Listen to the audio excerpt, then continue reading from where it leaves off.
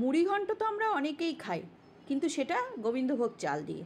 কিন্তু আজকে আমি এক বাটি মুড়ি দিয়ে কিভাবে খুব সহজেই এবং চটজলদি মুড়ি ঘন্ট বানানো যায় সেই রেসিপিটাই তোমাদের সঙ্গে শেয়ার করব। নমস্কার বন্ধুরা, আমি জলি, তোমাদের সবাইকে স্বাগত জানাই আমার রান্নাঘরে। আমি কাতলা মাছের মাথাগুলোকে ভালো করে ধুয়ে নুন হলুদ মাখিয়ে নিচ্ছি। এই যে মাথাগুলোকে নুন হলুদ মাখিয়ে রেখেছি। আর এদিকে নিয়ে নিয়েছি ডুমো করে আলু কেটে রেখেছি, আর আদা বাটা নিয়েছি, আর পেঁয়াজ কুচি, রসুন, আর এক বাটি মুড়ি। চলো দেখে নিই কীভাবে সহজেই মুড়ি দিয়ে মুড়ি ঘন্ট বানানো যায়। আমি মাথাগুলোকে তেল গরম করে ভালো করে লাল করে ভেজে তুলে নেব। কড়াইতে তেল গরম করে নিয়ে মাথাগুলো সব দিয়ে দিয়েছি, দিয়ে এটাকে ভালো করে লাল করে ভেজে তুলে নেব। এই দেখো আমার মাথাগুলো ভাজা হয়ে গেছে। এবার এটাকে একটা বাটিতে তুলে রাখবো। এই যে বাটিতে সব মাথাগুলোকে তুলে নিয়েছি। এবার এই তেলেই আমি দিয়ে দেব আলু। এই যে একদম ঠিক এইভাবে লাল করে ভেজে তুলে রাখতে হবে। এবার আলুগুলো আমি এই তেলেই ভেজে নেব। মুড়ি ঘন্ট খুবই আগে একটা বাঙালির একটা খুব প্রাচীন খাবার মুড়ি ঘন্টটা। সেটাকেই খুব সহজে কিভাবে বানানো যায় সেটাই তোমাদের সঙ্গে শেয়ার করলাম। আমি আলুটাকে নুন হলুদ দিয়ে লাল করে ভেজে নেব। আর এই মুড়ি দিয়ে মুড়ি ঘন্ট এত সুন্দর হয়, কাউকে না বললে বুঝতেই পারবে না যে এটা চাল দিয়ে করা হয়নি, মুড়ি দিয়ে করা হয়েছে। আর চাল দিয়ে করতে গেলে চালটা সেদ্ধ হতেও অনেকটা সময় লাগে, কিন্তু এই মুড়ি দিয়ে খুব চটজলদি হয়ে যায়। আমি তেলের মধ্যে একটু ঘি দিয়ে দিলাম, 3 চামচ মতো ঘি দিয়েছি। যারা ঘি খাবে না তারা স্কিপ করবে, তেল এখানে তেলই দেবে, কিন্তু ঘি দিলে একটা সুন্দর টেস্ট হয়। সেই জন্য আমি এই রিচনেসটাকে বাড়ানোর জন্য এখানে একটু ঘি ইউজ করেছি। এই যে শুকনো লঙ্কা আর জিরে ফোড়ন দিয়ে, জিরে তেজপাতা শুকনো লঙ্কা ফোড়ন দিয়েছি। এখানে গোটা গরম মশলাও ফোড়ন দেওয়া যায়, কিন্তু আমি দিইনি, আমি গরম মশলার গুঁড়ো ইউজ করব। এবার আমি পেঁয়াজ কুচি দিয়ে দিয়েছি। পেঁয়াজগুলো আমার ফ্রোজেন পেঁয়াজ কুচি ছিল, সেই জন্য পেঁয়াজগুলোকে একটু দেখতে এরকম ছিল। পেঁয়াজটাকে আমি ভালো করে লাল করে ভেজে নেব। এই যে পেঁয়াজটা লাল করে ভাজা প্রায় হয়ে গেছে। এবার আমি এর মধ্যে দিয়ে দেব টমেটো, আদা, রসুন আর কাঁচা লঙ্কা। 2টো মিডিয়াম সাইজের টমেটো নিয়েছি, আদা বাটা নিয়েছি আর রসুন বাটা নিয়েছি। নিয়ে এইগুলোকে আদা বাটা 2 চামচ, রসুন বাটা 1 চামচ আর 2টো মিডিয়াম সাইজের টমেটো দিয়ে আমি মশলাটা কষিয়ে নেব। এর মধ্যে দিয়ে দিলাম পরিমাণ মতো নুন, হলুদ, আর দিয়ে দেবো 2 চামচ জিরে গুঁড়ো, 2 চামচ ধনে গুঁড়ো আর 1 চামচ মতো কাশ্মীরি লঙ্কার গুঁড়ো দিয়ে আমি একটু সামান্য জল দিয়ে মশলাটা কষিয়ে নেব। মশলা কষানোটা খুব প্রয়োজন। মশলা কষানোর ওপরেই কিন্তু যে কোনো রান্নার টেস্ট নির্ভর করে। মশলাটা যত ভালো করে কষাবে, তবে পুড়ে গেলে না, মশলাটা ভালো করে কষানো হলে তবে কিন্তু রান্নাটাও তোমার ভালো হবে। এবার আমি এটাকে মিনিট 5 মতো একটু ঢেকে রাখবো। আর এদিকে একটা বাটিতে আমি জল নিয়ে নিয়েছি। জলে এই যে মুড়িটাকে আমি 10-15 মিনিট ভিজিয়ে রাখবো। শুকনো মুড়িটা দেওয়া যাবে না, সেজন্য এটাকে একটু ভিজিয়ে রাখলে মুড়িটা নরম হবে। এই যে মুড়িটাও আমি ভিজিয়ে রাখলাম। এদিকে 10-15 মিনিট মতো এটাকে ভিজিয়ে রেখে দেবো। আর ওদিকে আমি মশলাটাও এদিকে কষিয়ে নেব। আমি 5-7 মিনিট মতো ঢেকে রেখেছিলাম। দেখো টমেটো, পেঁয়াজ এগুলো সবই নরম হয়ে গেছে। আর ঢেকে ঢেকে যে কোনো রান্না একটু ঢেকে করলে গ্যাসটাও কম খরচ হয় এবং রান্নাটাও খুব সুস্বাদু হয়।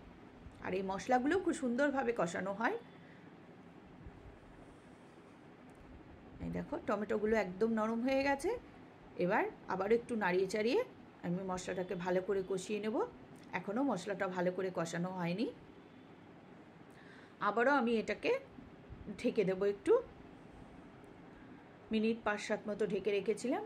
দেখো তেল উঠে গেছে, একদম মশলাটা আমার প্রায় কষানো হয়ে এসেছে। একটু নাড়াচাড়া করে আমি এর মধ্যে এবার দিয়ে দেবো ভেজে রাখা আলুগুলো। আর এই পর্যন্ত যারা আমার ভিডিওটা দেখছো, একটা লাইক দিয়ে দেখবে, তোমাদের লাইক আমার খুব প্রয়োজন। এই যে আলুগুলো দিয়ে আবারও আমি একটু নাড়িয়ে চাড়িয়ে নেব মশলার সঙ্গে।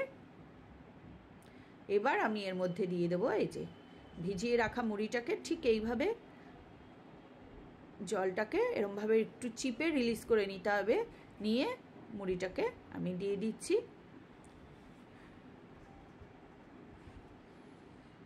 দিয়ে এই যে একটু নাড়িয়ে চাড়িয়ে নেব। আর যেহেতু এখানে চাল না মুড়ি, সেজন্য এটা সেদ্ধ হওয়ারও কোনো ব্যাপার নেই। আমি একটু ভিজিয়ে রেখেছিলাম, এমনিই এটা নরম। এবার আমি এর মধ্যে মাছের মাথাগুলো, ভেজে রাখা মাথাগুলো দিয়ে দেবো। দিয়ে একটু নাড়িয়ে নেব মশলার সঙ্গে। মাথা দিয়ে ভালো করে একটু নাড়াচাড়া করে ভাজা ভাজা করে নেব। নিয়ে এর মধ্যে আমি জল দিয়ে দেব। আমি জলটা গরম বসিয়েছি। আর সবসময় এইসব রান্নাতে একটু গরম জল ব্যবহার করবে। গরম জল ব্যবহার করলে রান্নার টেস্টও খুব সুন্দর হয়। এই ছোট ছোট কিছু কিছু জিনিস কিন্তু রান্নার খুবই ইম্পর্টেন্ট। যেরকম গ্যাসের ফ্লেমটা একটু কমিয়ে মশলা কষালে মশলাটাও সুন্দর কষানো হয়। আর মশলা ভালো করে কষালে ঝোলের টেস্টটাও খুব ভালো হয়।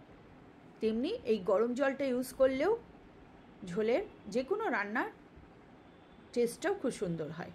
এই যে আমি সামান্য একটু জল দিয়ে দিলাম, যাতে আলুটা একটু সেদ্ধ হবে আর মাথাগুলো একটু সেদ্ধ হবে, সেরকম পরিমাণের মতো জল দিয়ে দিলাম। যেহেতু এখানে চাল না, চাল হলে অনেকটা পরিমাণে জল দিতে হয় আর চালটা ফুটে সেদ্ধ হতেও সময় লাগে। আর এটা আর বেশি সময় লাগবে না, মিনিট 5 মতো এটাকে একটু ঢেকে রাখলাম। ঢেকে রেখে এই যে এটা এবার আমার রেডি হয়ে গেছে। আমি একটু আলুটা চেক করে দেখলাম, আলুটা আমার গলে গেছে। ব্যাস, এই পর্যায়ে আমি গ্যাসের ফ্লেমটা বন্ধ করে দেবো।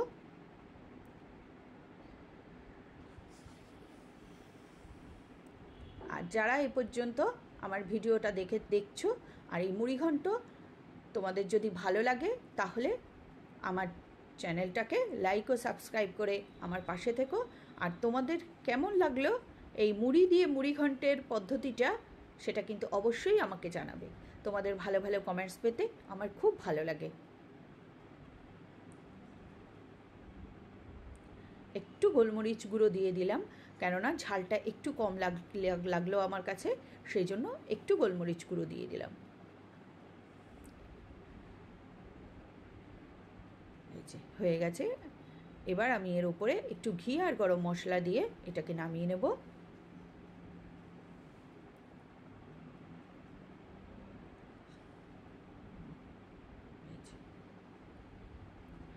এটাকে এবার আমি এটাকে একটু নাড়িয়ে আমি ঢেকে দেব।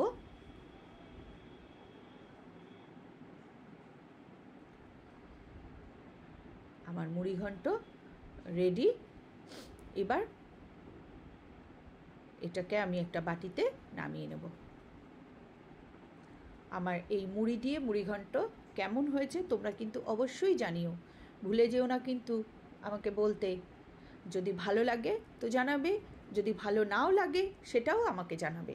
তোমাদের কমেন্টস পেলে তবেই আমি বুঝতে পারবো আমার রান্নাটা কেমন হয়েছে। এই যে মুড়িঘণ্ট, মাথা দিয়ে মুড়িঘণ্ট আমার রেডি টু সার্ভ।